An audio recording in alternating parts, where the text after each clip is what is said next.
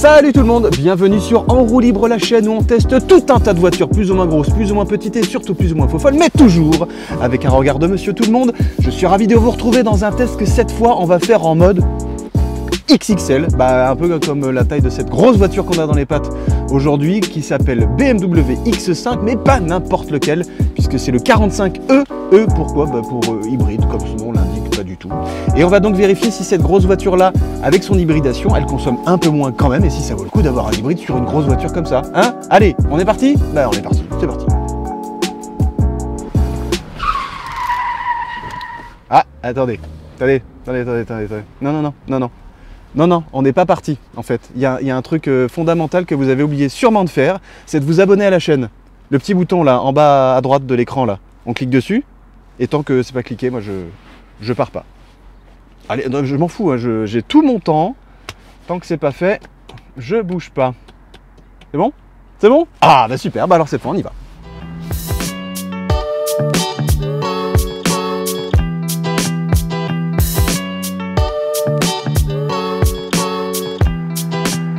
La première chose qu'on remarque quand on prend le volant d'un BMW X5, évidemment d'un 45E en particulier, c'est cette véritable notion de confort. Je veux dire, on vient de se taper quasiment 200 km, bon, on avait fait un peu de tout, on a fait un peu de route, un peu de national, un peu de ville. Et franchement, mais on est dans un confort, mais alors ces sièges, ils sont d'un enveloppant, on est royal au bas, on est dans des espèces de Chesterfield. Et ce confort global de la voiture, évidemment, il est lié à ses assises, à cette finition globale, à cette qualité acoustique. Enfin, genre, on n'entend absolument rien de la route, des bruits d'air, alors qu'on a quand même une voiture qui est plus proche du parpaing en termes de coefficient d'aérodynamisme que de la goutte d'eau. Le boulot au niveau de l'acoustique, il est phénoménal. On doit avoir des vitraux, mais comme ça, je sais pas, on se sent comme dans son petit salon. Tu vois, on peut se caler comme ça, voilà, la nuque tombe bien, tout tombe bien, les coudes tombent bien. Enfin, voilà, et puis on peut voir les kilomètres défiler, mais alors sans aucun souci. Je veux dire, on va arriver, mais frais comme des gardons, à la mer. Et dans ce X5 45E, on est doté d'une sono Harman Kardon. C'est une option à 1000 balles. Hein. Mais alors ça, c'est vraiment les 1000 balles les mieux investies de toutes les options. Oh,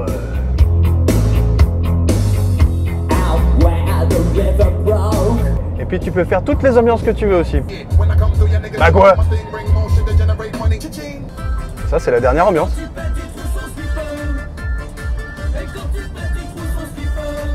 Bah quoi? T'as eu lui qui pète qui trop son slip? Qui dit BMW X5 45E dit hybride rechargeable. Bon on a vidé toute la batterie. Parce que je l'ai pas rechargé avant de partir, gros malin que je suis. Mais sur le GPS, je me suis rendu compte qu'il y a une petite borne de charge rapide. Donc on va aller recharger la bête, histoire de quand même profiter de ce côté hybride. Hein? Et ça nous permet en plus de visiter de charmants petits endroits, une petite gare comme on n'en fait plus. Nous sommes à Éténus Saint-Romain, petite bourgade sympathique qui dispose de super chic bornes de recharge. Génial.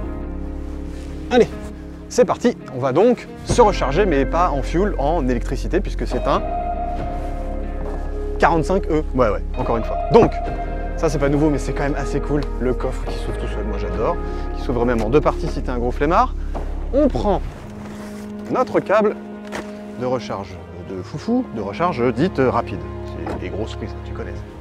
Hop. Et on va se brancher ça. D'abord, clac, sur le côté. Ensuite, qu'est-ce qu'on fait? On déroule tout le reste. On prend notre petite carte pour dire bonjour à la borne. Et on se branche. Bonjour. La borne s'est ouverte. Sésame, ouvre-toi finalement. Hop. Hein, bon, je vais pas te montrer comment on branche une prise, tu sais faire, hein, c'est pas très nouveau. Mais par contre, viens à l'intérieur, je vais te montrer un truc. Et ça, c'est pas un truc très cool. Et le vrai souci, il est là. C'est que pour recharger complètement, donc à 100%, puisque là on est totalement vide, notre batterie pour faire à peu près 80 km ou plutôt 70 en full électrique, il faut qu'on attende jusqu'à 19h19 et il est 11h30. Je te laisse faire le calcul, c'est du délire. Et ouais, parce que le vrai souci de cette batterie, c'est qu'elle n'accepte que 3,7 kWh de charge. Donc t'as beau avoir La super prise qui va bien, pour recharger, tu vas mettre 3 plombes. Bon, je suis un peu un ayatollah du test. Moi, quand on me dit que j'ai un SUV dans les pattes et que j'ai ce genre de chemin là devant moi, j'ai quand même envie de tester, voir si vraiment on est en présence d'un SUV, donc quelque part d'un petit franchisseur. Pour ceci, il faut quand même mettre notre X5 45e dans les bonnes conditions, à savoir ouvrir, ou plutôt lever la bête. Donc en gros, on a plusieurs niveaux de monte. On va se mettre en off-road complet. Donc là, concrètement, les suspensions pneumatiques de série sont en train de grimper et on va pouvoir tenter de s'installer là-dedans, de voir si on passe dans ce chemin boueux et bien dégueu. Bon, nous voilà partis dans le bousier intégral. Je sais, hein, c'est scandaleux de mettre d'aussi belles jantes dans ce genre de bousier, mais bon, voilà, on essaye.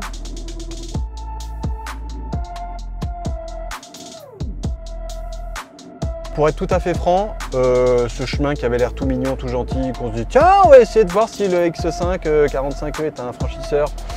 De là, ça a l'air mignon, mais en fait, il y a des ornières de 80 cm de profondeur. J'ai pas envie de faire mon mariole et de me planter comme un Parisien qui vient à la campagne. Donc, il faut appeler le tracteur du coin pour nous enlever le X5 de tout ça. Donc, l'enseignement de tout ça, c'est que oui, on peut surélever la bête de quasiment 8 cm, donc on peut lui donner des faux airs de franchisseur, mais en vrai, faut mieux pas trop faire le malin. Ça pourrait passer, mais là, j'avais pas envie d'aller jusqu'au bout de la bêtise, tu vois. On va plutôt revenir sur la route, c'est un peu mieux.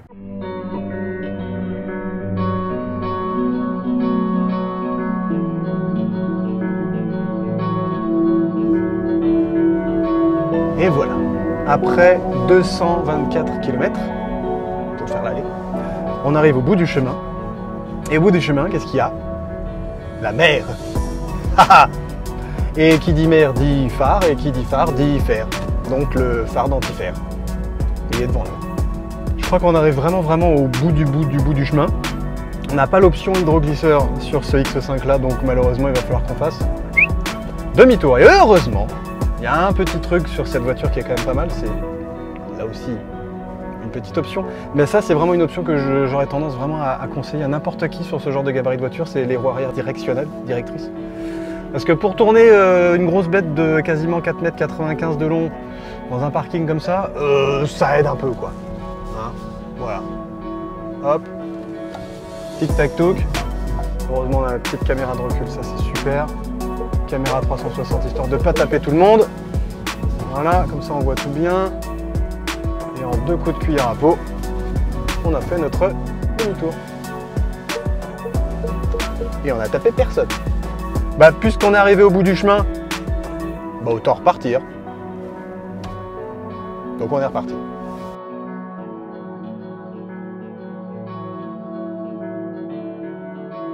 Oui, on s'en souvient.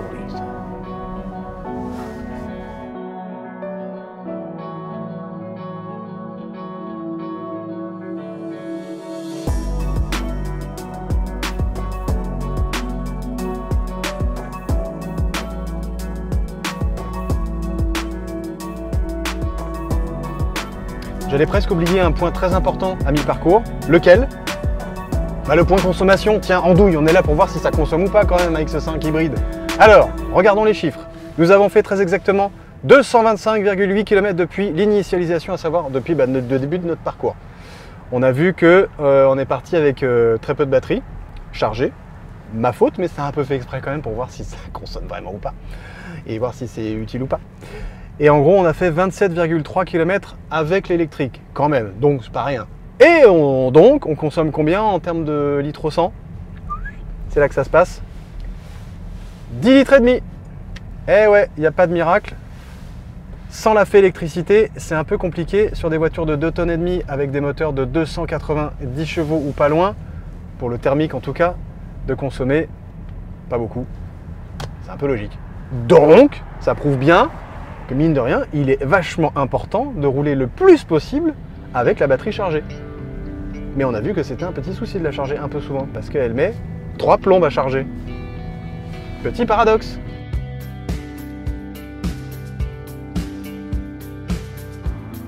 Bon, profitons d'une petite pause sur la route du retour pour faire quand même un tour de dehors de qu'est-ce qui fonctionne bien et de qu'est-ce qui fonctionne un peu moins bien sur ce BMW X5 45e. La première chose que moi j'adore personnellement, je sais que c'est beaucoup décrié ces derniers temps puisque BM a tendance à faire de plus en plus des calandres et surtout des naseaux, mais de plus en plus énormes. Mais autant sur d'autres modèles, je ne suis pas très fan, mais autant sur le BMW X5 avec la taille du machin, on est en cohérence totale, quoi. Il y a un autre truc que moi personnellement j'adore. Viens, je vais te montrer. Viens voir. Viens. Bon, c'est une option évidemment à pas donner, je crois, ou à pas donner, je te mettrai le prix en dessous là. Ça, ces roues-là, ces jantes-là en biton et en 21 pouces sur cette automobile-là, ça lui donne un petit côté racé sportif que moi, mais j'adore, elle est tankée, elle a de la tronche comme ça cette voiture. Et il y a un truc qui est vraiment aussi très joli sur cette nouvelle version des X5, ça pareil c'est pas nouveau mais quand même, faut le souligner, c'est cette nouvelle petite signature lumineuse que moi je trouve vraiment esthétiquement beaucoup plus acérée, il y a des petites arêtes, c'est un petit peu plus en 3D, un petit peu plus en relief et ça marche fantastiquement bien. Et il y a un truc, tu vas rester là, reste dans ce coin-là, ne t'inquiète pas, je vais t'ouvrir un truc que moi j'adore sur le X5 en général, mais encore plus sur celui-là, c'est ça, regarde bien. Hop. C'est ça. C'est un truc de flemmard, mais j'adore. Et puis, cette assise-là, le fait que le coffre s'ouvre en deux parties, c'est ultra pratique. Pas forcément quand tu es tout petit et que tu vas aller chercher les trucs au fond, parce que mine de rien, c'est quand même assez profond. Il y a 500 litres de capacité dans ce coffre-là. Le foutoir qu'on peut mettre dedans. Et ce côté, hop là, je m'assois. Tu peux prendre ton petit déj, ton petit machin. Tu peux aller vadrouiller dans la pampa. Dans la pampa, c'est quand même assez cool. Vous allez forcément me prendre pour un taré ou un schizo, ou les deux à la fois. Mais dans les choses que j'aime pas sur ce X5 45e, il y a les roues. Autant les jantes, je les trouve incroyables, elles sont mais magnifiques, elles sont d'une beauté dingue. Autant sur un SUV, se mettre du 21 pouces taille basse, si tu te retrouves dans des chemins, des ornières ou des machins, tu vas flinguer tes jantes et tu vas pas forcément passer. Donc c'est pas vraiment génialissime si tu as envie de faire du franchissement, tu vois, par exemple. Même si c'est pas vraiment fait pour, mais un peu quand même. Donc c'est un peu, je suis un peu mitigé sur ça. Bon, le deuxième défaut, vous allez encore me dire que je suis un peu taré, et oui c'est vrai, le deuxième défaut, il se trouve dans le coffre. Autant j'adore les deux haillons électriques et la capacité de ce coffre, autant en fait la capacité de ce coffre dans le 45e, du fait du placement des batteries, nous fait perdre 150 litres de capacité de coffre. Je sais pas si tu imagines, sur un gabarit de coffre de cette taille-là, c'est pas rien. Et concrètement, ça nous empêche d'avoir la possibilité de mettre 7 places, comme c'est le cas dans un X5 thermique classique. Et ça, c'est un peu dommage. Le dernier truc qui me gêne un petit peu sur ce X5 45e, mais comme un peu sur tous les X5, et comme un peu globalement sur tous les SUV qui sont énorme, puisque celui-là fait quand même 4,92 de long, 2 de large, 1,75 de haut. T'imagines le truc, il est limite plus grand que moi, quoi. C'est le poids de cette bête. 2,5 tonnes, les gars. 2,5 tonnes, mais en plus, on a rajouté des batteries qui font un peu plus, on a enlevé un peu de coffre. Forcément, ça pèse. Et évidemment, t'as beau avoir les freins, les petits freins M Performance qui sont une option, j'ai envie de dire presque indispensable si t'as envie de mettre un peu de poids dans la pédale de frein, parce que en endurance, c'est un peu limite, quoi. Donc forcément, t'es une grosse voiture, t'es un bonhomme, t'es gros, donc t'es gros, quoi.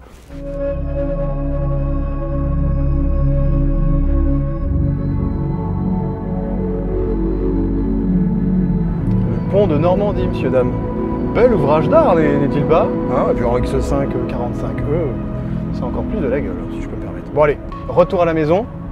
On va quand même faire le chemin du retour tranquillement, dans les limites normales, et puis on va surtout vérifier cette fameuse consommation, parce que c'est ça qui nous intéresse au fond. Hein, pas vrai?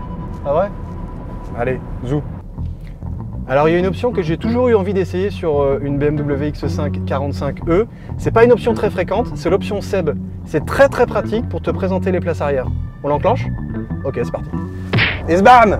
Option SEB engagée. Alors ça, c'est une option assez géniale qui permet d'aller derrière sans conduire. C'est une espèce de pilote automatique, je sais pas où il le cache. Il apparaît, alors c'est impressionnant, il apparaît d'un seul coup. C'est très pratique et du coup, je peux me glisser à l'arrière et vous montrer d'un peu plus près, concrètement, comment que ça se passe à l'arrière. Et c'est franchement pas mal. On a tout un tas de petits rangements qui vont bien. Les petits trucs pour les gobelets, super. On est confort, on a de la place. On a carrément sa petite clim perso qu'on peut, voilà, donc une clim quadri-zone on va dire, puisque chaque place a sa clim.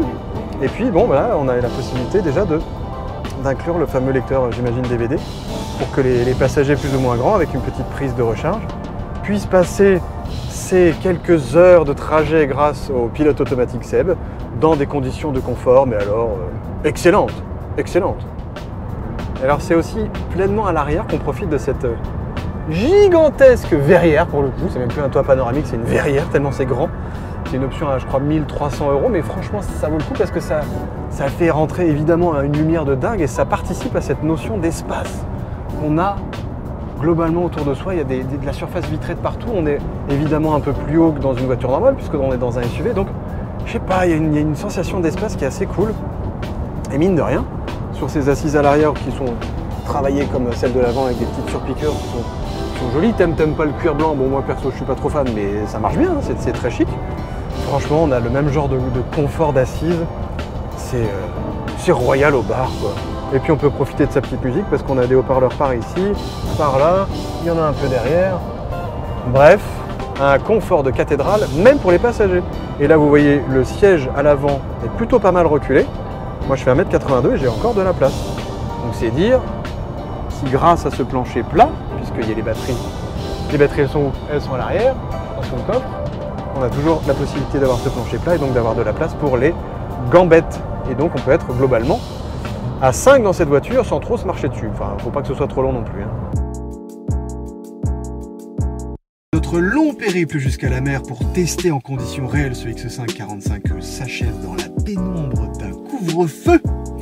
Et on a quand même parcouru 482,5 km depuis ce matin où on a mis les compteurs à 0. Et donc la question qu'on se posait, la question principale qu'on se posait, c'était de savoir si ce SUV était un SUV, on va dire, hybride de conviction ou de circonstance pour que les taxes ne soient pas au rendez-vous. Donc ça devrait se retrouver au niveau de la consommation globale. Roulement de tambour, on enlève tout. 10,6 litres au 100. C'est quand même pas rien. C'est à peu près cohérent par rapport à ce genre de gabarit de voiture et ce genre de moteur-là. Évidemment, encore une fois, j'ai fait exprès de ne pas recharger trop la batterie en amont de ce trajet pour savoir justement si l'électrique aidait vraiment à la consommation ou aidait vraiment à diminuer cette consommation. C'est plutôt le cas, mais ça demande une recharge fréquente. Et le vrai souci, et on l'a bien vu quand on a essayé de se recharger tout à l'heure, c'était que cette recharge elle met 4 plombes, c'est pas possible. Ça reste quand même un hybride de circonstance et ça c'est vraiment dommage parce que on pourrait aller un petit peu plus loin avec une recharge plus rapide. Là on pourrait se dire tiens, je peux me recharger beaucoup plus souvent, beaucoup plus rapidement. Et ben là vraiment j'ai un vrai SUV hybride qui peut vraiment me permettre d'avoir des consommations un peu plus contenues. Donc vachement bien sur tout ce qui est présentation, confort général, équipement comme d'habitude j'ai envie de dire chez BM, un petit peu moins sur ce côté hybridation. J'espère vous retrouver très bientôt sur En Roue Libre, la chaîne où on teste tout un tas de voitures plus ou moins folles, mais toujours avec un regard de Monsieur Tout-le-Monde. D'ici là, portez-vous bien, mettez la ceinture, et à plus tard les amis, bye bye.